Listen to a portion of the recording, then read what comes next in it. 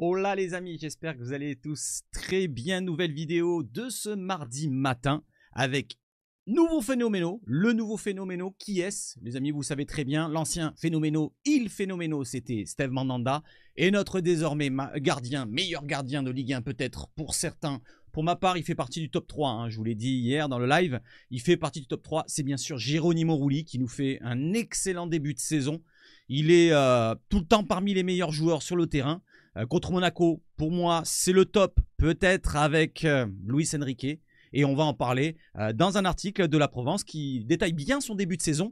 Voilà, donc une recrue qu'on ne s'attendait pas à ce niveau-là. Donc on l'a recruté 4 millions d'euros du côté de l'Ajax. Et il nous convient parfaitement. Voilà, donc même si c'est un gardien qui a déjà de l'âge et si là on ne pourra pas le revendre, c'est pas bien grave. Au moins on gagne des matchs avec un gardien qui est solide, qui nous apporte de la sérénité. Et on va en parler tout à l'heure quand on va détailler le petit article. Tout d'abord, les amis, n'hésitez pas à balancer une radia de like. N'oubliez pas, il faut monter la chaîne. Il faut atteindre les 20 000 avant la fin de l'année. Allez, il nous reste encore un mois pratiquement. On peut le faire ensemble. N'hésitez pas à liker, disliker si ça ne vous plaît pas, abonnement, cloche et les commentaires. On y va tout de suite, les amis, sur quoi? L'introduction.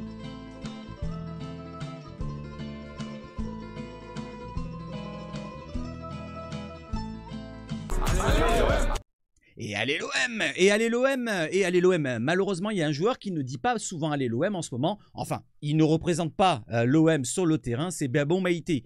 Il n'a pas de temps de jeu cette saison, il n'a pas la confiance du coach. Alors, il a eu aussi son pépin en fin de saison l'année dernière. Je ne vais pas encore réitérer les paroles de dire que voilà, avec le petit homejacking, carjacking, je ne sais pas comment on le dit exactement, où on lui a tiré dessus sur sa voiture quand il était avec Mumbagna et Feu Jean Onana, c'est-à-dire qu'il n'est plus chez nous. Et ben peut-être que point de vue mental, il n'était pas bien début de saison, mais il s'est repris selon De Zerbi. Il avait dit il est mieux 2 ans mieux, il n'y a pas longtemps, dans une des conférences de presse. Et techniquement, physiquement aussi, il paraissait de mieux en mieux. Cela dit, on ne l'a pas vu sur le terrain. Et on va lui souhaiter quand même un joyeux anniversaire. Il fête ses 23 ans aujourd'hui. Il sera peut-être parmi les rumeurs de départ cet hiver, parce que le mercato commence dans un mois. Ou alors peut-être qu'il restera jusqu'à la fin de la saison. En tout cas, on lui souhaite bon courage pour cette saison. Bon anniversaire à toi, Bamo.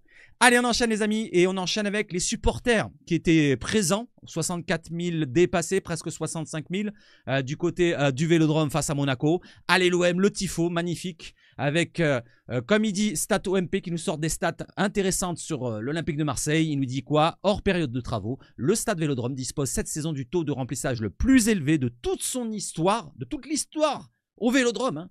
Dans le championnat avec 93,6% de remplissage. Donc elle est belle cette stat. Si on est à un remplissage à 67 000, bah peut-être qu'on est à 64 actuellement, 63, 64 de moyenne. Voilà. Allez, on enchaîne les amis. Donc bravo à tous les supporters et on enchaîne parce qu'on va parler des supporters, mais cette fois en déplacement. Est-ce qu'ils vont se déplacer? Ça sera pour le tirage. C'est le tirage qui a eu lieu hier soir de la Coupe de France. L'affrontement face à une équipe de Ligue 1 et un choc. Voilà, une affiche des années 70, des années 60, peut-être 80 à l'époque. Et bien Saint-Etienne, on se déplacera au Geoffroy Guichard. L'Olympique de Marseille se déplacera donc pour le 21 et le 22 décembre pour ce 32e de finale de Coupe de France. On le vivra ensemble. Je serai avec vous en live. Malheureusement, j'étais pas là pour Monaco. Je serai là pour Saint-Etienne OM en championnat. Et je serai là 2 semaines après pour le 21 ou le 22, peu importe, contre Saint-Etienne en Coupe de France. Alors, je vous demande, comme il y a la question qui dit Seb Foot, est-ce que vous êtes satisfait du tirage? Est-ce que vous validez? Est-ce que vous voulez plutôt une équipe de Ligue 1 pour faire une Coupe de France pour commencer entre deuxième finale? Ou alors vous en foutez? Vous aurez préféré, pourquoi pas, voir une équipe plus faible pour pourquoi pas faire tourner un peu l'effectif et faire jouer nos jeunes, que ce soit les Sternal, les Abardonado, j'allais dire, non, Abdallah, pardon, et tous les autres qu'on a vus en pré-saison. Allez, on enchaîne justement avec pas la pré-saison, mais la saison qui continue et bientôt la trêve hivernale. Avant la trêve hivernale, donc il y a ce match de Coupe de France. Mais avant ça, il y a bien sûr Saint-Etienne qu'on affronte dimanche. Et oui, parce que 2 fois en 2 semaines, Saint-Etienne à Saint-Etienne, dimanche qui arrive, le 8, donc à 20h45, diffusé par DAZN. Je serai avec vous ce dimanche. Le samedi prochain, Marseille-Lille, je crois que je dois travailler ou je sais pas trop. Voilà, je crois que je ne travaille pas peut-être. Peut-être que je serai là. Donc je pense peut-être que je serai là pour Marseille-Lille. C'est pas bien grave. De toute façon, je vous ferai un petit débrief à chaud comme d'habitude et un débrief à froid quand ça posera pas problème avec la technique, parce que ça a posé problème hier soir. Et le Saint-Etienne-Marseille, pour les 3 derniers matchs, je pense probablement être là avec vous. Donc 3 derniers matchs qui sont tendus, parce que 2 déplacements du côté du Chaudron, ça peut être compliqué. Une équipe qui est en difficulté au championnat, je parle de Saint-Etienne. Au classement, je crois qu'il flirte avec les places des plus basses, je crois, il me semble bien. Et face à Lille, ça va être compliqué. Ça va être un petit peu du même domaine, du même tonneau que face à Monaco. Une équipe qui fait la Ligue des Champions, une équipe costaud depuis des années. Une équipe construite dans la durée. Eux, ils ont des automatismes. Nous, pour l'instant, on essaie de se trouver. Et on essaie de se trouver avec un De Zerbi qui change de système. On va en parler tout à l'heure. Est-ce que c'est un système qui va nous convenir à l'avenir? On en parlera tout à l'heure. Allez, on enchaîne les amis et on va sur quoi? On va sur le mercato. Avant d'aller sur le mercato, on voit un petit peu les stats pour ce Saint-Etienne-OM. En Coupe de France, on a affronté 2 fois Saint-Etienne et malheureusement 2 défaites. Donc, est-ce que la 3e sera jamais 203, une 3e défaite? Ou alors est-ce qu'on flanche, ils flancheront, on veut dire, du côté des statistiques et on passera avec une victoire? Je l'espère. J'ai confiance, moi, franchement. J'ai confiance en une victoire du côté de Saint-Etienne. 2 fois d'affilée, pourquoi pas? Allez les amis, on enchaîne et on va sur le mercato tout de suite. Vous l'avez peut-être entendu hier soir ou alors vous êtes couché avant. Donc une rumeur qui vient de tomber, une rumeur autour de Sacha Boey. On en parlait dans les derniers mercatos des années dernières peut-être ou l'année d'avant. Je ne me rappelle plus exactement, avant qu'il était au Bayern. Là il est au Bayern, il a signé depuis qu'il est parti de Galatasaray pour 30 millions d'euros. Il est arrivé en janvier dernier je crois, ça fait 1 an qu'il est là-bas. Cela dit, s'est blessé gravement. Début de saison, il a manqué beaucoup de matchs et là, il est revenu. Donc, il est revenu, comme je l'ai marqué là. L'OM se penche sur Sacha Boey, 24 ans, pour le poste de latéral droit. De retour de blessure après 2 mois d'absence. Il a été blessé au genou, au ménisque. Le Bayern compte toujours sur lui. Donc, il compte toujours sur lui pour quel domaine? Parce que si on regarde bien l'effectif, je vous montre l'autre page sur Transfermarkt. On voit bien que, point de vue arrière droit, ils en ont 2 de métier. Ils ont Sacha Boey, donc qui revient de blessure, et ils ont Stanisic, qui lui est blessé de longue date et qui sera blessé de longue date. C'est les ligaments croisés. Voilà, donc je pense que ça m'étonnerait qu'il le lâche aussi facilement, à moins qu'il garde toujours Guerreiro. Parce que j'ai mis en rouge Raphaël Guerreiro, l'ancien latéral gauche de Lorient qui est parti à Dortmund. Je crois qu'il était à Lorient avant, qui était à Dortmund et qui est au Bayern Munich. Et là, il a remplacé plus ou moins les arrières latéraux droits. Il a joué à droite depuis quelques matchs et il a bien convenu. Et il a bien été plutôt bon sur le côté droit puisqu'ils n'ont pas perdu un seul match avec Raphaël Guerreiro à droite de la défense. Donc, est-ce qu'ils vont continuer avec Raphaël Guerreiro en tant que titulaire et pourquoi pas lâcher en prêt, pourquoi pas un Sacha Boey? Eh ben, on va voir ça peut-être à l'avenir. Je continue l'information. Le dossier Boey présente plusieurs avantages. 1, c'est un joueur français qui connaît la Ligue 1 et dont une éventuelle arrivée se négocierait sous forme de prêt pour relancer le latéral. Donc c'est vraiment pour le relancer. Il a un long contrat jusqu'en 2028. On va aller voir sa fiche Transfermarkt plus précisément. Pour l'instant, aucun contact direct n'a été établi avec le Bayern Munich, mais le conseiller sportif Mehdi Benassia a conservé quelques contacts de son passage en Bavière. Et oui, il était en tant que joueur. Donc, les amis, n'hésitez pas à me dire ce que vous en pensez. Est-ce que vous pensez que c'est un bon coup à faire pour ce joueur-là, qui revient d'une blessure de 2 mois, mais qui est encore jeune? Il a beaucoup de potentiel, même si ça serait un prêt sur 6 mois, mais on ne sait jamais, on peut mettre une option d'achat, pourquoi pas? Pour ma part, je pense par rapport à l'absence de latéraux droits du côté du Bayern, ça va être difficile de l'attirer. Ça, c'est que mon avis. C'est peut-être un bruit encore de couloir, je ne sais pas, comme on avait parlé pour Raspadori. Mais pour ma part, ça risque peut-être d'être un intérêt pour l'instant lointain de l'OM. Derrière, qu'est-ce qu'il nous dit Sacha Boey? Merci Massilia de nous avoir relié ça. Sacha Boey en 2023, il nous parle de si être parisien rend impossible le fait de jouer à l'OM. Il y en a beaucoup qui l'ont fait. Le numéro 93 avec l'OM? Non, je ne suis pas assez fou pour ça. Donc c'est-à-dire que bon, il a fait la petite boutade. Lui, ça ne le dérangerait pas de venir à l'OM. Après, prendre le numéro 93 pour ses origines de la région parisienne, je ne pense pas qu'il le ferait. S'il vient bien sûr en prêt. J'enchaîne derrière les amis avec son profil. Donc son profil et son profil du côté Transfermarkt. Donc Sacha Boey, 24 ans, né à Montreuil en France. Il est français, arrière droit exclusivement. C'est pas un joueur qui va dépanner dans l'axe. 1m78, gabarit plutôt moyen, voire presque petit. France U21, 0 sélection en équipe de France. Bayern Munich, vous le savez, 18 millions de valeur Transfermarkt. 2028, son contrat donc de longue durée. C'est-à-dire qu'on peut faire un prêt quand même, tenter un prêt pour le relancer. Droitier, et vous voyez que arrière droit, 18 millions de valeur Transfermarkt. On regarde cette saison, il n'a joué que 4 matchs, où il est rentré que 4 fois, pour une passe décisive quand même en 4 rencontres, pour 158 minutes de jeu. Maintenant, regardons, sa blessure, c'était quoi? C'était déchirure du ménisque. Il a été absent du 15 septembre jusqu'au 15 novembre, exactement 2 mois. Voilà, donc 12 matchs de manqués. L'année dernière, attention, on ne sait jamais si c'est une recrue potentielle et qu'on garde le joueur. Il a eu des blessures musculaires l'année dernière, 2 fois d'affilée, et ça a duré pratiquement plus de 2 mois. Donc, même si c'est pas important, c'est juste à noter, on ne sait jamais. Voilà, on ne sait jamais s'il a des pépins physiques, on ne sait jamais si ça pourrait revenir. Au moins, je l'aurais dit avant. Allez, on enchaîne les amis avec ce poste de latéral droit. Voilà, donc on essaye de recruter un joueur à droite, latéral droit. On essaye de recruter un défenseur central droit, un défenseur central gauche. Vous vous en souvenez de l'équipe qui avait sorti le dossier il y a 2 jours.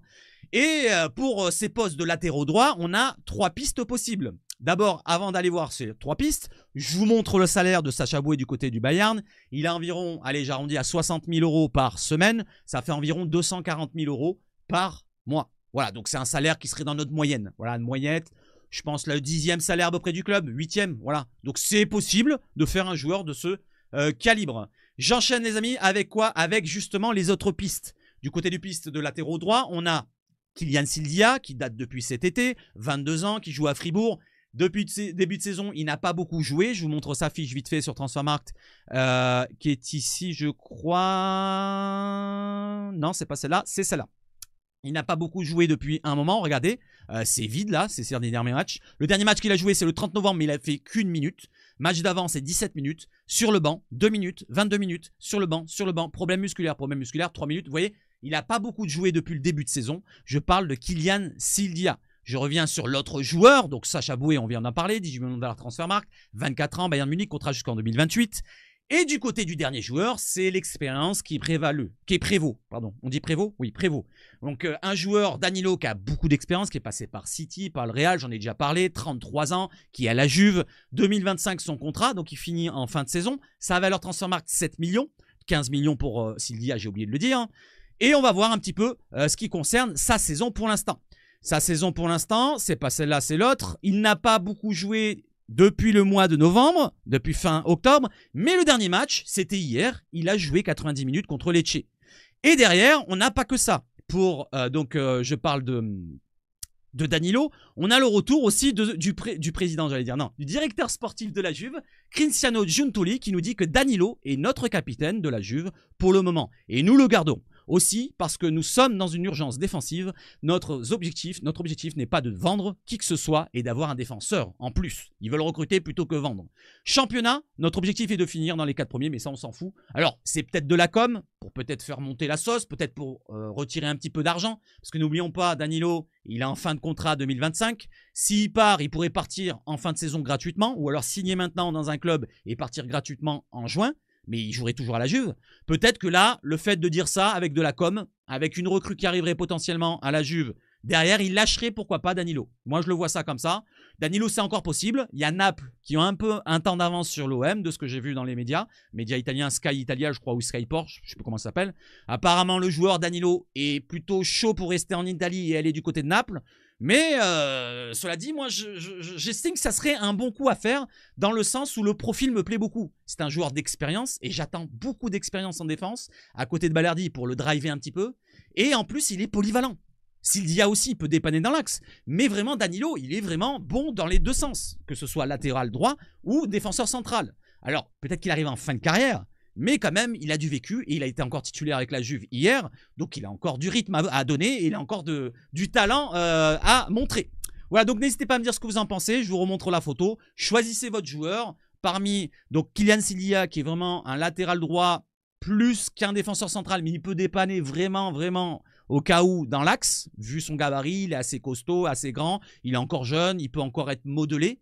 Par contre, Sacha Boué, c'est vraiment un latéral droit de base. Donc, si on prend un Sacha Boué, imaginons en prêt et qu'on se sépare d'un Murillo, parce que le probable départ de nos latéraux droits, ça serait un Murillo, voilà, de ce qu'on entend, par rapport à la place extra-communautaire, par rapport au prix qu'on pourrait en soutirer, parce qu'il y a des clubs en Europe apparemment qui sont intéressés par Amir Murillo.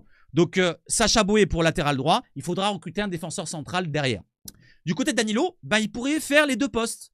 Donc, imaginons on a un Murillo qui part, il pourrait dépanner que ce soit à droite ou dans l'axe. Imaginons on n'arrive pas à recruter un autre défenseur central axial droit, au moins on se concentrerait sur un axial gauche. Voilà, si Brassier ou Cornelius ne convient pas. Voilà donc où on en est pour ce poste de latéral droit. Et n'hésitez pas à réagir, n'hésitez pas à me dire ce que vous en pensez. Allez, on passe maintenant sur un autre dossier, cette fois sur un départ. Alors, vous savez très bien, depuis le début de saison, même pendant le mercato d'été, je vous disais à chaque fois, tous les joueurs de l'OM sont en vente. Voilà, s'il y a ce qu'il faut qui tombe sur le bureau de Longoria ou de la direction olympienne, si c'est une offre qui plaît à la direction olympienne, le joueur part. Peu importe, même ceux qui viennent d'arriver, que ce soit même Greenwood, s'il y a une très grosse offre qui arrive, eh ben il pourrait partir. Et justement, Greenwood en parlait. D'abord, je vous remets la miniature qui est juste ici. Voilà, donc comme ça, vous voyez de quoi on parle. On va aller voir si, Mason Greenwood, il y a des clubs qui sont intéressés.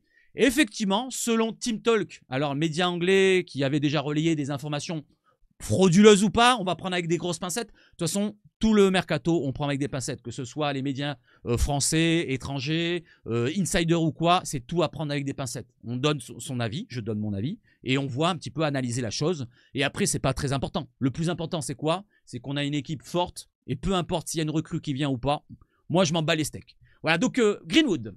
Selon Team Talk, le Real Madrid et Barcelone, ainsi que l'Atlético Madrid, surveilleraient de près Mason Greenwood.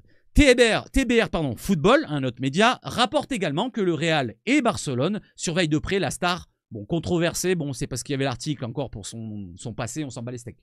Mason Greenwood a été recruté par l'OM pour une somme avoisinant les 30 millions d'euros, on s'en souvient, en provenant de United en juillet cet été. Et selon l'estimation du média, si Greenwood maintient sa forme impressionnante du début de saison avec l'OM, et oui, parce que c'est quand même 9 buts en 13 rencontres, c'est son meilleur ratio depuis les années United, il pourrait bien valoir 60 millions d'euros l'été prochain. C'est une estimation. C'est une estimation qui est vague. Ça pourrait être 60, ça pourrait être 50, selon nous. C'est-à-dire selon le club. Imaginons, on est champion de France. Parce que c'est impossible, on est à 7 points de Paris. Imaginons champion de France et on gagne la Coupe de France, on fait un doublé. Eh ben là, c'est pas 60 millions qui vaudrait Greenwood. Imaginons, il marque 25 buts, parce qu'il peut y aller. Il marque 25 buts, on est champion de France, Coupe de France. Eh ben là, c'est pas 60 millions, c'est 100 millions, voire plus. Vous voyez ce que je veux dire? Si c'est la star offensive, ça vaut tout de suite, ça double la somme. Donc 60 millions d'euros l'été prochain. En cas d'une vente du joueur au tarif de 60 millions d'euros, Manchester United devrait percevoir 50% des bénéfices réalisés, dont donc 15 millions sur cet éventuel transfert. Alors ça, c'est par rapport à la plus-value. Donc il y en a certains, il y en a un qui m'a repris dans les messages, il m'a dit non, c'est 50% du total en gros. Lui, ce qu'il voulait dire, c'est que si on le vend 60 millions d'euros l'année prochaine, imaginons, Manchester United récupérait la moitié, donc 30 millions. Et nous, on récupérait les 30 millions. En fait, c'est pas intéressant. Moi, je le vois dans ce sens-là. Bon, il y en a beaucoup qui voient dans ce sens-là, beaucoup qui voient dans l'autre sens, où c'est sur la plus-value. La plus-value, le bénéfice réalisé. C'est-à-dire qu'à partir des 30 millions qu'on a investis au début, au-dessus des 30 millions, entre 30 et 60, il y a 30 millions à peu près. Ben oui, c'est 30 millions pile. Et ben vous prenez la moitié. Ce qui a la plus-value au-dessus des 30. Donc ça ferait 30 divisé par 2, 15 millions. Donc on donnerait 15 millions à United et on récupérait les 15 de la deuxième partie plus les 30, donc 45. Voilà, donc il faudrait, si, imaginons, on est obligé de le vendre, lui il veut partir du côté d'un club, bon le Real, le Barça, en règle générale on dit ça se refuse pas, imaginons lui il a envie de partir, même si, je parle pas du côté sportif, hein. Est-ce qu'il aurait du temps de jeu là-bas, ici, là, je m'en fous de ça, hein. Ça c'est pas mon problème, hein. Mais imaginons ça se passe comme ça, et ben récupérer un peu d'argent. Voilà, donc il faudrait au moins qu'on récupère un peu d'argent, qu'on puisse recruter derrière, et pourquoi pas investir sur un autre joueur du même calibre, si on peut, parce que ça m'étonnerait qu'on trouve. Ce joueur de ce calibre-là, normalement, vous en souvenez, je vous avais montré au début du mercato d'été, quand on en parlait dans les premiers temps, et ben, je vous ai montré sa valeur quand il était à United, quand il commençait le football, sa deuxième saison, je crois, il était à 100... je sais plus, dites-moi une somme, je me rappelle plus, ceux qui ont bien suivi, 140 millions de valeur estimée. Il était plus qu'un Mbappé, je crois, en étant plus jeune à l'époque. Il me semble, si je me trompe pas. N'hésitez pas à me dire si je me trompe. Mais en tout cas, voilà où on en est pour Greenwood. Voilà, c'est des rumeurs qui courent depuis quelques mois, depuis le début de saison. Alors, est-ce que c'est du fake ou pas? Mais moi, je pense qu'il y a du vrai et il ne faut pas s'inquiéter. Voilà, tout est relatif. Le joueur, il est bien à Marseille. Il s'est bien acclimaté, il a réussi son début de saison, donc je ne vois pas pourquoi il partirait de lui-même, je ne vois pas pourquoi l'OM le lâcherait, à moins qu'il y ait une énorme somme du style 150 millions, 200 millions qui tombent sur la table, ça serait difficile de refuser. Nous-mêmes, on essaierait de pousser Greenwood vers la sortie, on lui dirait écoute, tu sais, on a besoin d'argent, si tu veux bien partir, ça serait sympa de ta part, merci pour tout ce que tu as fait, mais tu pourrais partir. Voilà, on ferait ça comme ça, c'est comme ça que ça se passe. Voilà, donc nous, on est là à récupérer un peu d'argent et après, on investirait sur d'autres joueurs. Mais si on ne le vend pas et qu'on va en Ligue des Champions parce que lui, il a peut-être envie de jouer la Ligue des Champions avec l'OM, eh ben, c'est que mieux. Moi, je veux garder des joueurs sur la durée. Voilà, que ce soit lui, que ce soit Balerdi, parce que Balerdi, j'ai un doute. Je vous avais dit l'année dernière, cet été, je vous ai dit, S'il prolonge, il reste cette année et il partira l'année prochaine. Je le pense encore. Je pense que l'année prochaine, peut-être probable un départ de Balerdi. On le verra peut-être. Il a fait quand même un gros cycle là chez nous. Est-ce qu'on va le garder? Je ne sais pas. Et pareil pour d'autres joueurs. Quant à Merlin, on va le garder encore un petit peu, mais l'année d'après encore, on va le vendre. Ça va être un roulement. Vous voyez, ça va être un roulement. Et je pense qu'avec Longoria, vous savez comment ça fonctionne. Il veut qu'il y ait un roulement. Allez, j'enchaîne les amis, et j'enchaîne sur donc Mason Greenwood. N'hésitez pas à me dire ce que vous en pensez. Je pense pas qu'il va partir cet été. Ça m'étonnerait franchement, à moins d'une grosse dinguerie, comme je vous l'ai dit, que ça tombe sur la table, ou qu'il fasse une énorme saison, qu'on gagne un trophée, et que sa valeur est montée énorme et qu'on le vende direct. Je ne le vois pas partir. Allez, j'enchaîne les amis avec Mason Greenwood et ses stats justement, j'en parlais, qui réalise une superbe début de saison. En 13 rencontres en Ligue 1, Mason Greenwood a déjà marqué plus de buts qu'en 33 matchs de Liga l'année dernière. 8 buts. 8 buts l'année dernière avec... c'était Retafe qu'il était, je crois. Retafe ou Riron, je confonds les clubs des fois. Bon, Retafe, on va dire. 8 buts là-bas en 33 matchs. Et là, il est déjà 9 buts en 13 matchs. Il lui reste 20 buts pour, j'allais dire dépasser. Non, il a déjà dépassé. Mais pour encore creuser l'écart avec sa dernière saison en Liga. Alors, la Liga, c'est peut-être un peu supérieur. Mais là, il a marqué quand même déjà 9 buts en 13 matchs. Voilà, il peut atteindre... début de saison, je vous avais dit qu'il atteindrait peut-être 20-25. Hein, j'avais dit. Et Wai, j'avais dit entre 15 et 20, je crois. Si je ne me trompe pas, n'hésitez pas à regarder les anciennes vidéos quand on l'a recruté. Il peut le faire encore, oui, il est à 2 buts. Voilà, j'aimerais bien qu'il accélère un petit peu. J'aimerais bien qu'il ait du temps de jeu, il est juste derrière justement. Mais pour Greenwood, et je le vois bien atteindre les 20 buts. Voilà, donc je vais rester entre 20 et 25 comme j'ai dit début de saison. N'hésitez pas à me dire, tiens, donnez-moi un chiffre exact. Combien vous voyez de buts de Mason Greenwood en Ligue 1 ou au total, si vous voulez mettre Ligue 1 plus Coupe de France, mettez ce que vous voulez. Dites-moi le nombre de buts exact de Mason Greenwood pour cette saison. Et celui qui trouve le bon chiffre, eh ben c'est tout. Voilà, c'est tout. Voilà, il gagnera rien. Peut-être, je sais pas, un truc, on sait jamais. J'enchaîne les amis donc avec les stats. Donc bravo à Mason Greenwood pour son début de saison. Donc il était là pour mettre le penalty. Voilà, donc comme on l'avait dit dans mon chat, dans mon live la dernière fois, un joueur de talent, eh ben ça sait se cacher, ça sait se montrer invisible pendant une rencontre et puis marquer au bon moment. Voilà, donc quand il a une occasion, il faudra qu'il la marque. Et il a eu cette occasion de la marquer, ce penalty, et il l'a mis au fond. D'ailleurs, 3 pénaltys, je crois qu'il a eu cette saison. 3 au fond. Voilà. Et pour une stat pour les pénaltys, j'ai oublié les pénaux. J'ai oublié de la mettre. Monsieur Turpin, les 4 derniers pénaux qu'il a validés en Ligue 1, c'est pour l'OM. Donc, est-ce qu'il n'est pas pour l'OM finalement? On dit qu'il est pour les Lyonnais. Donc, est-ce qu'il ne serait pas trompé? Il a enlevé le L, il a mis M, et ça fait OM, tout simplement. Merci, monsieur Turpin. Après, le pénalty, il y était. Voilà. Et Turpin, t'as oublié la petite semelle aussi. Donc Greenwood, 9 buts depuis le début de saison, une passe décisive, donc ça fait 10 au total. Enrique, quelle surprise Enrique. J'en ai parlé Enrique, je vous avais dit que son meilleur poste était piston. Voilà, je l'avais dit depuis longtemps, je le disais. Vous vous en souvenez que j'arrêtais pas de rabâcher la chose. Quand je disais qu'à l'époque de Sampaoli, Luis Enrique, quand il était piston, il était plutôt bon. Voilà, il avait délivré 5 passes décisives en 10 rencontres. Voilà, il avait joué 10 rencontres d'affilée, je me rappelle avec Sampaoli. 5 passes décisives, j'avais trouvé qu'il était plutôt dans son rôle. Luis Enrique est un joueur athlétique, je vous l'ai déjà dit je ne sais pas combien de fois. Il est capable de faire beaucoup de kilomètres. Il est capable de mettre de l'impact dans ses duels. Il est même capable de dribbler des joueurs, on l'a vu avec les petits ponts face à Monaco et même les matchs d'avant. Il est capable d'être à la réception des ballons pour la mettre au fond. Et franchement, Luis Enrique, dans ce domaine-là de piston, ça lui convient parfaitement. Voilà, faut pas non plus changer un joueur quand il n'est pas capable de faire autre chose. Si tu as envie de mettre Luis Enrique en pointe, ça ne fonctionnera pas. Si tu as envie de mettre Luis Enrique en numéro 10, ça ne fonctionnera pas. Laissons-le à son poste. Et pour l'instant, ça fonctionne bien. Luis Enrique, 6 buts, 4 passes décisives. Alors, il n'a pas marqué que des buts et des passes décisives qu'en étant piston. Mais les 2 derniers matchs qu'on vient de voir face à Lens et face à Monaco, c'est quand même 2 gros matchs. À l'extérieur face à Lens et au domicile contre Monaco, et ben il a été plutôt bon. Voilà, je trouve dans son rôle, il a été plutôt bon, voire très très bon par moment contre Monaco. Deuxième mi-temps, il a été très très bon. Voilà, n'hésitez pas à me dire ce que vous en pensez pour Luis Enrique. Je trouve avoir bien détaillé la chose. Depuis le début de saison, j'avais bien vu juste de l'avoir mis en piston plutôt que ailier. Voilà, parce que ailier, je le trouve un petit peu hésitant. Voilà, quand il va être au duel pour provoquer un joueur où il n'a pas beaucoup d'espace devant lui, le but est à 20-25 mètres, il hésite déjà à frapper. À part contre Nice où il frappe avec son 1-2.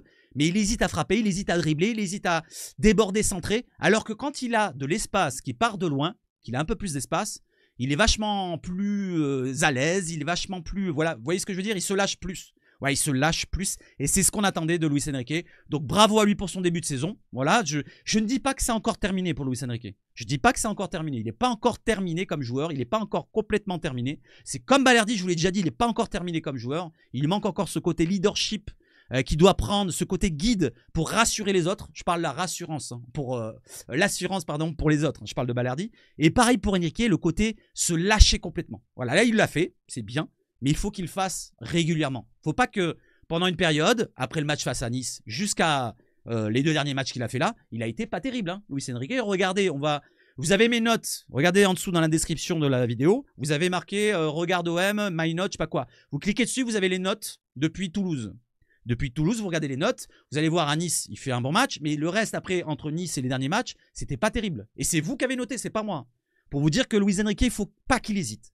Comme Aminarit quand il reviendra. D'ailleurs, Aminarit, on va en parler tout à l'heure dans la question que je vais vous poser à la fin. C'est problématique pour lui en ce moment. Même s'il est blessé au mollet, c'est problématique pour qu'il revienne et qu'il ait sa place. On va en parler après. Neil Maupay qui fait des bonnes prestations aussi. Là, Eli Wahi, il aura du mal à reprendre le pas devant lui. En plus, Neil Maupay, c'est une star de Twitch. Actuellement, je ne sais pas ceux qui ne le savent pas, il est en train de streamer sur Twitch. Il a streamé tout à l'heure avec... il y a Cornelius aussi qui stream. Alors, les gars, les joueurs, là, si vous m'écoutez, s'il y en a un qui passe par là, déjà, like, abonnement et tout team. Arrêtez vos conneries. Concentrez-vous sur 24 heures sur 24 comme Højbjerg. Je ne le vois pas aller sur Twitch, Højbjerg. Donc, concentrez-vous déjà sur l'OM. Et après, vous pouvez rigoler, là, en jouant à Call of ou je sais pas quoi. Hein, ok. Vous pouvez vous lâcher, mais ne streamez pas trop, s'il vous plaît, parce que ça va vous perdre, ça, au bout d'un moment. Regardez l'autre, là, celui de Paris, Luis Enrique. Donc, regardez-le comment il est maintenant. Allez, je continue. Je parle de Luis Enrique, l'Espagnol. Donc Neil Maupay, 2-2-3, 2-2 pour Jonathan Rowe qui n'a pas beaucoup de temps de jeu en ce moment. Ça va être difficile dans le système qu'on est là actuellement. Je vous l'ai dit que sur les côtés, ça ne sera pas lui qui va rentrer à la place d'un Garcia ou d'un Enrique, mais plutôt dans les 2 postes derrière l'attaquant, que ce soit Greenwood ou Rabiot, on va voir le système tout à l'heure, ou alors un Maupay directement en pointe. Pour Rowe, pour l'instant, c'est assez difficile. Wahi, c'est assez difficile. Højbjerg, c'est moins bon que le début de saison. Peut-être... On va voir tout à l'heure dans le schéma, je vais aborder ce sujet-là pour Højbjerg. Pour quelle raison, pourquoi il est un petit peu moins bien en ce moment peut-être. Et Lirola, Lirola remplaçant. Garcia qui fait de bonnes prestations avec l'absence de Merlin, qui est un peu juste physiquement en ce moment. Rongier qui fait franchement 2-3 bons matchs d'affilée là, qui est revenu dans un niveau plutôt appréciable. Voilà, plutôt même très bon par moment, mais dans le cœur du jeu. Voilà, donc je veux plus le voir sur le côté droit comme on l'a vu contre Lyon et contre Nice. Donc il est bon à son bon endroit, son bon poste. Contre son camp, donc je sais pas qui c'est, mais il avait marqué un but. Et Merlin, une passe décisive. Voilà pour toutes les stats de l'équipe. Vous avez toutes les notes depuis le match contre Toulouse, la 3e journée. Voilà, vous voyez que Roulier est premier avec 6,72. Le dernier, ça doit être Brassier 3,91 ou Koné quand même 3,90. Ouais, parce qu'en fait, Koné, Carboni, on n'en parle pas. Il est rentré, il a été blessé, donc c'est pour ça qu'il est mauvais. Mais Koné, à chaque fois qu'il a joué, il n'a pas été terrible. Et il a été absent aussi, donc c'est pour ça qu'il a une note vachement basse. Sinon, Koné, je sens le potentiel, bien sûr. Mais c'est pas moi qui l'ai noté, c'est vous. C'est vous et moi, bien sûr. Pour les autres joueurs, regardez, faites-vous votre propre avis. N'hésitez pas à me dire si vous trouvez qu'il y en a un qui est mal noté. Mais Greenwood qui a une des meilleures notes avec Højbjerg, la même note, 5,86. Et notre coach préféré qui a 5,72. C'est plutôt des bonnes moyennes, hein. Il y en a beaucoup qui ont la moyenne. Balerdi, il a 4,57. Alors, c'est par rapport à ses absences, à ses blessures, à son carton rouge, à Siala. Donc, c'est pour ça qu'il a une note qui est plutôt basse. Il est en dessous de la moyenne, Balerdi. Et il y a le côté aussi qu'on aimerait qu'il prenne ce... Bon, le capitaine il est là, mais qu'il prenne vraiment le côté leadership. Voilà, et Rongier, regardez, 5,75. Il monte petit à petit. Il était à 5 il n'y a pas si longtemps que ça. Et il monte, il se rapproche des meilleurs dans l'équipe. Rabiot qui a fait une bonne prestation à Lens. Moyennas contre Monaco, même si c'était pas dégueulasse. Mais Moyennas, on va dire, il est à 5,41, donc c'est plutôt appréciable. Allez, on enchaîne les amis. Pour les notes justement de Monaco, tiens, je vous les montre vite fait. Vous avez les notes face à Monaco. Je les ai mises moi parce qu'on n'a pas pu le faire en live. Vous avez 8 pour Rouli. J'aurais pu mettre 7,5 comme Enrique. J'ai hésité à mettre 7,5, 7,5 ou 8, 8. Mais bon, Enrique, bon, j'aurais dû mettre 8, franchement. Maintenant, quand je me remémore le match, j'aurais dû mettre 8 à Enrique. Je suis désolé, Enrique. Mais c'est déjà bien. 7,5, c'est très bien. 7 pour Maupay dans le sens où il a travaillé quand même cette défense toute la rencontre. Il a été quand même avec Salissou et l'autre là, je sais pas comment il s'appelle, sur le dos, Singo. C'est quand même 2 gros bébés. Il a quand même été là au bon rendez-vous, au bon moment pour faire la passe décisive et être malin, à pousser le défenseur dans le dos comme ça, à mettre la petite tête pour Enrique. Franchement, Mopé, j'ai bien aimé son match dans le sens où il a bien travaillé et le peu qu'il a eu comme ballon, eh ben il les a pas perdus bêtement. Voilà, il a eu un ballon en profondeur à un moment donné où il doit frapper, il frappe, elle est cadrée, elle passe juste au-dessus. Et après d'autres ballons, je me rappelle plus exactement, ce ballon de la tête, il la met bien où il faut. Et derrière, il n'a pas eu énormément de ballons, mais il a été là pour embêter cette défense. J'ai bien aimé son rôle à Mopé. J'aurais pu mettre 6,5, mais j'ai mis 7. Voilà, dans le sens où il n'a pas perdu autant de ballons qu'un Greenwood. Greenwood marque le penalty, mais il manque quand même cette précision dans tous ses gestes, même si on va dire que Greenwood, il a eu quand même 2 joueurs sur le paletot par moment, il a été en difficulté parce que bon, 2 joueurs, 3 joueurs sur lui à chaque fois, c'est difficile de se dépatouiller, mais il a été quand même à 6,5, c'est une bonne note. Voilà les amis, pour Rongier, j'ai pas mis 7, j'aurais voulu mettre 7 ou 7,5, voilà, être dans les meilleurs, dans les tops, mais c'est par rapport au but, voilà, le but qu'on encaisse, eh ben, c'est lui qui fait la passe. Malheureusement, bon, il a cette passe qui est délicate à faire et il l'a fait mal, et voilà, donc ça coûte un but, donc je lui ai mis 6,5. Pour les autres joueurs, faites-vous votre propre avis. Rouli, bon, il est le GOAT de notre équipe. Et justement, on parle du GOAT et on va en parler justement là. Allez, on détaille la chose les amis, on y va. Geronimo Rouli, le nouveau El Fenomeno. Le nouveau El Fenomeno, artisan du succès de l'OM dimanche contre Monaco 2-1, le gardien argentin de 32 ans s'affirme comme un élément clé dans l'escouade de Roberto De Zerbi. Roberto De Zerbi n'avait pas de mots assez forts dimanche pour évoquer la prestation de Geronimo Rouli. C'est un grand gardien, nous dit Roberto, un grand homme et un grand leader. On est chanceux de l'avoir parmi nous, savourait l'entraîneur de l'OM, soulagé après la victoire des siens contre Monaco 2-1 dans un vélodrome en fusion. Décisif face à Elias Benseguir, Denis Zakaria ou encore Alexandre Golovin, l'Argentin a en effet permis au club olympien de rester à flot et donc de l'emporter pour ravir la 2e place du classement à l'ASM. Allez, je vous lis ça. Crédité d'un 7 sur 10 dans nos colonnes à la Provence, moi je l'ai mis 8, l'ex-joueur de Villarreal a encore épaté les supporters marseillais. Il faut dire que sous le mandat de Paul Lopez, ou Plo Lopez, ces derniers avaient quelque peu perdu l'habitude de voir un gardien faire des arrêts et gagner des points. L'Espagnol que nous avions appelé Plo Lopez, au sortir d'un match catastrophique à Monaco, la saison passée, n'a d'ailleurs pas disputé la moindre minute de jeu depuis son départ à Gérone cet été. Et je ne sais pas si c'est un prêt avec obligation d'achat, peut-être qu'il va revenir, en parlant de Plo Lopez. Je continue, on a l'avis d'un ancien gardien de l'OM, Alain Casanova, pour ceux qui ne se souviennent pas. C'était à l'époque, entre 90 et 92, il y a marqué en dessous, il était l'entraîneur second, le second gardien, et il faisait des surplus d'entraînement avec Jean-Pierre Papin, pour l'entraîner aux reprises de volée, aux frappes de loin, aux coups francs ici et là. C'était après l'entraînement, pour le foncif, je sais pas comment on dit, après les entraînements, voilà, collectifs. Il était là avec Jean-Pierre Papin pour l'entraîner, pour le garder un petit peu à faire des progrès. Le natif de La Plata, donc Geronimo Rouli, n'impressionne pas seulement les fidèles du Vélodrome, mais aussi les observateurs et les professionnels. Ancien gardien de but de l'OM, 90-92, Alain Casanova n'est pas étonné par ses prestations. Contre Monaco, il nous dit Alain Casanova, il a été comme il est depuis le début de saison, c'est-à-dire fiable et décisif dans les moments importants. C'est un gardien complet qui est désormais plus mature que lors de son passage à Montpellier. Je le suivais quand il était en Espagne et j'ai l'impression qu'il est sur sa lignée de sa saison à l'Ajax, estime l'entraîneur du TFC, l'ex-entraîneur du TFC. À la différence des autres gardiens argentins, et notamment de Dibou Martinez, l'enfoiré, pour ceux qui ne l'aiment pas, voilà. Il est calme, stable et posé. Alors, c'est pas que je l'aime pas, mais le caractère qu'il a, je peux dire l'enfoiré, mais c'est gentil, hein. Voilà, donc sinon, le gardien, il est bon. Donc il est calme, stable et posé. Et ça c'est très bon pour une défense. Il faut calmer sa défense. Quand on est excité, qu'on est dominé ici là, faut montrer que tu es rassurant pour tes partenaires. Voilà, faut calmer ton partenaire. Si Balardi est comme ça, qu'est-ce qui se passe? Eh ben il faut que Rouli vienne le voir, lui mettre une petite main dans l'épaule. Il fait calme-toi, calme-toi, calme-toi. Et en plus il peut lui parler dans sa langue. Il lit vraiment bien le jeu, il est présent dans le dos de sa défense et il est toujours proactif. C'est-à-dire que c'est lui qui va faire aller au ballon et il attend pas le ballon. Pas comme Plo Lopez, c'est pour ça qu'on l'appelait Plo. Il n'a aucune faiblesse. Mentalement, il dégage de la maturité et de l'assurance. Ce qui m'impressionne chez lui, c'est sa faculté à rester concentré toute la durée du match. Il n'a pas des temps faibles, sa régularité est aussi une force. Il s'impose comme l'un des meilleurs gardiens du championnat. Voilà donc l'avis qui est plutôt franchement bien détaillé de la part de Alain Casanova. Et derrière, on a un autre avis de Spinozzi. Pour ceux qui ne se souviennent pas, c'était un ex-entraîneur des gardiens à l'époque, à l'OM. Je ne sais plus quelle année, 2010, il y a marqué en dessous, quand on était champion. Donc il nous parle de quoi? Spinozzi. Le Marseillais Laurent Spinozzi partage cet avis. C'est même l'un des meilleurs de l'effectif. Il parle des joueurs au total. Et on l'a vu dans les notes, c'est pour ça que je vous les ai montrés, c'est le meilleur point de vue note. Depuis le début de saison, on voit un gardien en confiance. Il avait dit tout à l'heure la même chose à la Casanova. Il vaut mieux, hein, car il a du travail avec le jeu prôné par l'entraîneur et les prises de risque dans les sorties de balles. Il est toujours attentif, il anticipe très bien et il est très bon dans le jeu au pied. C'est sûr qu'il est bon au pied.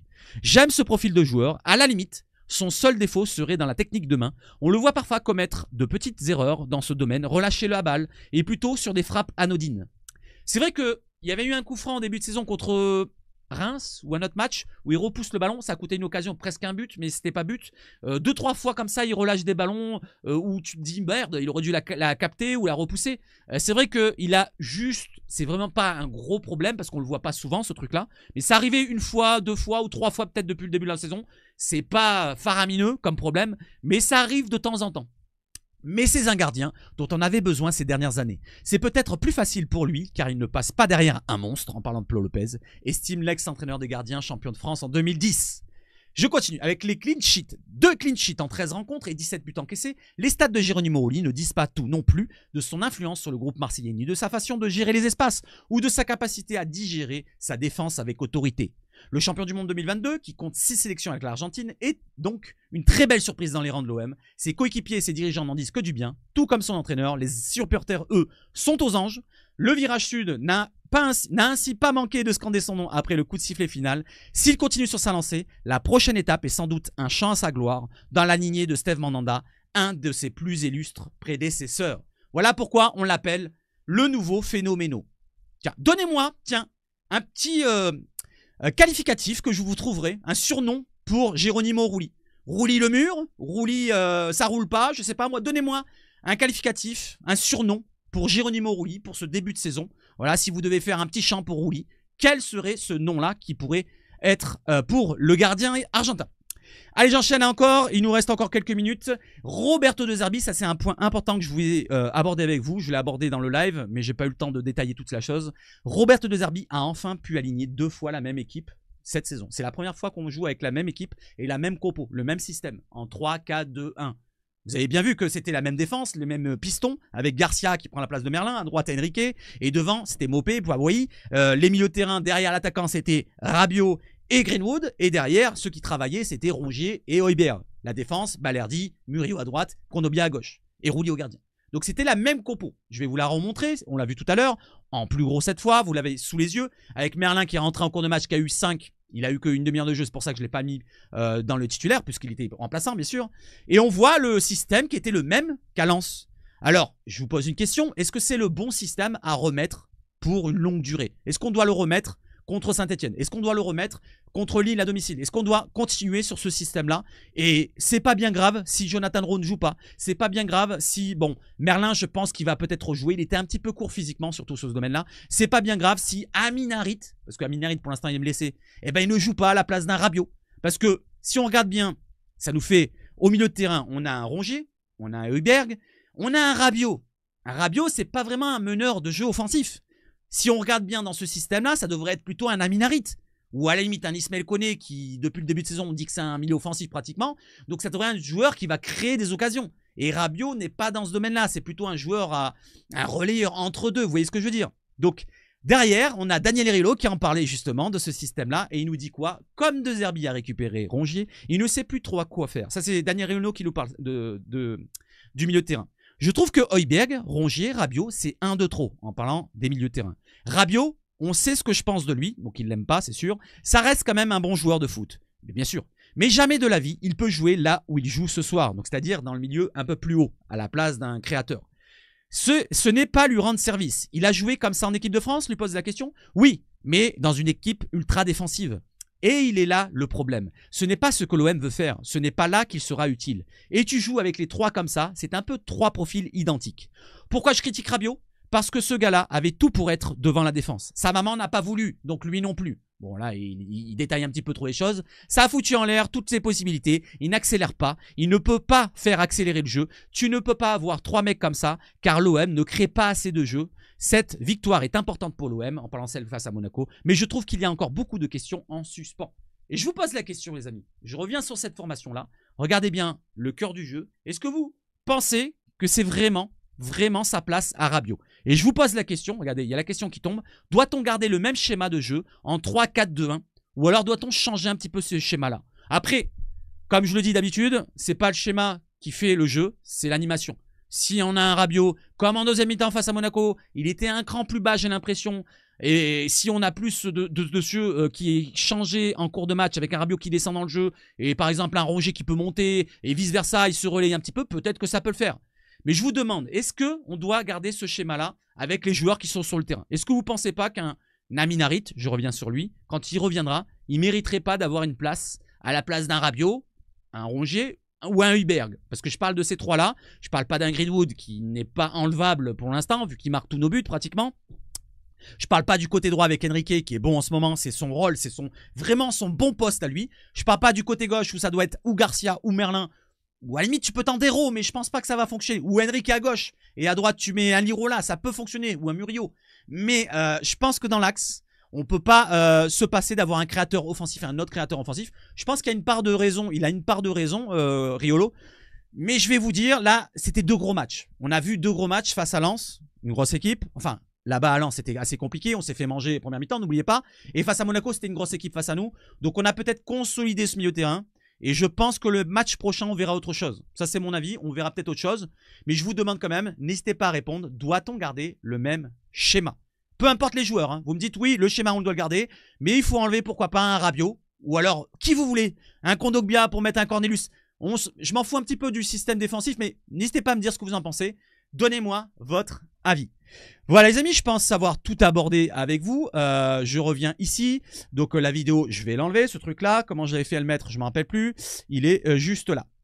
Voilà, donc je pense avoir tout abordé avec vous. N'hésitez pas à me dire ce que vous en avez pensé. Je pensais être plus court dans cette vidéo-là, parce qu'il n'y a pas beaucoup d'actualité mercato. Mais c'est juste que j'ai bien détaillé la chose cette fois-là.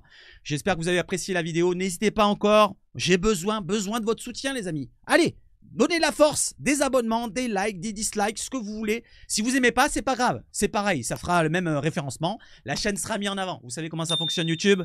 C'est un petit peu particulier. Allez, j'ai une petite nouvelle au fait. Demain, enfin ce mardi, peut-être un petit live où je n'ai rien prévu. Mais pour faire mon puzzle, qui est juste là, vous voyez là? Tchac, petit puzzle qu'on fera peut-être ensemble. Peut-être, c'est pas sûr. Voilà. Alors tenez-vous au courant, regardez un petit peu, activez la cloche pour ceux qui s'abonnent. Voilà, vous avez une cloche, vous activez, comme ça vous serez prévenu du live. Et il faut cliquer dessus. Hein. Quand vous avez ma tête qui arrive comme ça, où il y a marqué live de sub, eh ben tu cliques dessus. Parce que si tu cliques dessus, un autre, on va lui présenter aussi l'alerte. Parce que sinon, si personne clique dessus, personne ne regarde l'alerte. Ouais, plus les gens cliquent sur mes alertes avec les cloches, plus il y a des gens qui regardent mes vidéos. C'est comme ça que ça fonctionne, malheureusement. Voilà. C'est pas le contenu, c'est pas la qualité de ce que je dis. Parce que finalement, quand je regarde la qualité de mes arguments, je suis désolé, mais il y en a beaucoup qui... Bon, bref. C'est pas bien grave. Allez, vive le foot chez Savage Foot, les amis. On se retrouve peut-être ce soir en live, même peut-être ce soir en vidéo. Peut-être qu'il y aura une vidéo qui va tomber dans la journée, on sait jamais. S'il y a une dinguerie qui tombe dans la journée, peut-être du mercato. Et je continuerai avec les actualités. Je vous mettrai des rumeurs, pourquoi pas, ici et là. Si on doit faire du buzz comme ça, eh ben je le ferai comme ça, les amis. Allez, vive le foot chez Savage Foot. Et surtout quoi? Je cherche le outro. Et surtout quoi? Allez l'OM!